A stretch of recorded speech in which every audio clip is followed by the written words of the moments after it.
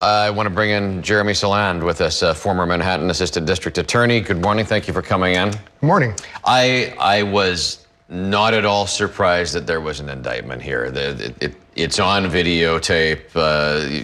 Clearly, Jordan Neely died at the end of this.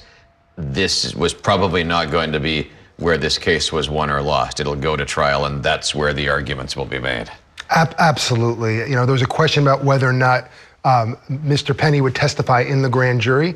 Good question, because you want to put forth your justification that this was more of a self-defense or defense of others, but it may be that he's waiting for trial to exercise that right. Now, he has, or his lawyers claim that he has raised $2.8 million in a defense fund, which suggests there are a lot of people out there who believe that he was acting in self-defense, that they might have acted in the same way. Some of those people may be in the jury pool. This could be a very interesting trial. It absolutely will be, and I think a lot of people have a very visceral, emotional response to this one way or another. There's people who think the subways are unsafe. There's people who think this was a racist act. There's people who think that sometimes you step up to protect others. There's so many questions that are yet to be answered.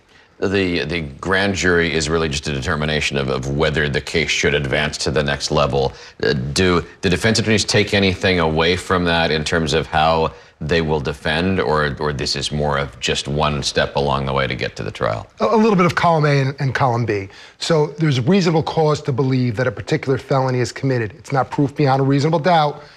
A defense attorney can't give a testimony or can't do a summation. So that's what happens in the grand jury. But before you get to that trial on whatever charge they indicted, here it sounds like it's going to be manslaughter in the second degree, possibly something else.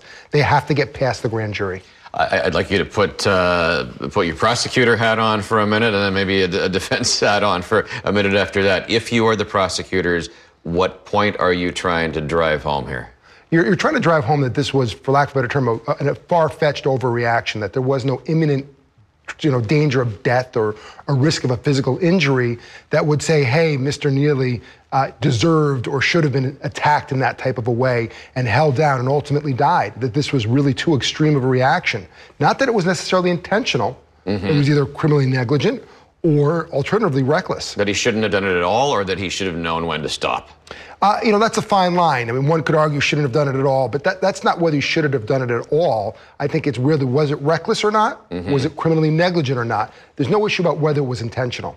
And then if you are defending Daniel Penny, is it that same line that we saw in that soundbite that his lawyers put out, that I felt that I was threatened, I felt that others were threatened? Absolutely. And what this is going to come down to is not necessarily the testimony of Daniel Penny. Well, certainly is critical, but there is going to be people who are on that subway car who are going to say, and there's going to be video that's going to show, at least part, what happened and whether that response was proportionate and justified. Appreciate your insights this morning, Jeremy. Thank you. Pleasure.